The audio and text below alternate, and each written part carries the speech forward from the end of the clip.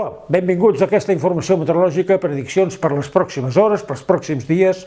Parlarem de la sequera, de les tempestes que han tornat. Bé, som-hi. Primer de tot, per cert, tempestes molt violentes, algunes d'elles a França, a Alemanya també, a Berlín. Això és a França, l'arribada d'un esclafit amb desperfectes, fruit d'aquestes tempestes tan violentes. Ha fet molta calor, molta xafogor, arriba aire fred, i això precisament, aquí estan caient fins i tot objectes. Aquests fenòmens precisament són els que hem tingut les últimes hores a Catalunya. Ara en parlarem. Ja vam tenir un aperitiu fa uns dies, el dia 26, ja queien tempestes, fins i tot pedregades, això és Andorra, però també queien al Ripollès, en fi, a l'Alta Ribagorça, moltes comarques del Pirineu i Prepirineu.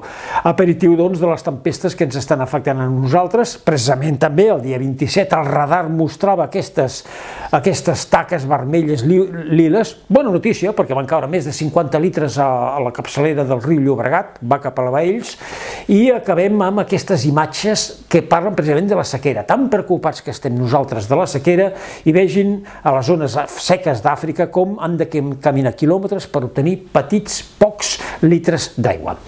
Anem a la predicció meteorològica, que està la cosa una miqueta mogudeta. Mirin, després de les tempestes d'ahir, que algunes d'elles van ser molt fortes, aportant força aigua en alguns indrets, ja es presenta un divendres encara amb algunes tempestes, sobretot cap al nord-est. Temperatures en baixada notable. Dissabte, dia tranquil, ambient molt agradable, res de calors i xafogors intenses. Diumenge, reapareixen les tempestes al Pirineu i Prepirineu, que podrien ser més extenses dilluns i dimarts. Per tant, activitat tempestuosa amb uns embassaments que es troben al 30%. Acabem amb un avanç de predicció amb algunes tongades de tempestes al voltant del dia 5-6, al voltant del dia 11, 10-11, més o menys, i temperatures altes. Xafogor, fins aviat.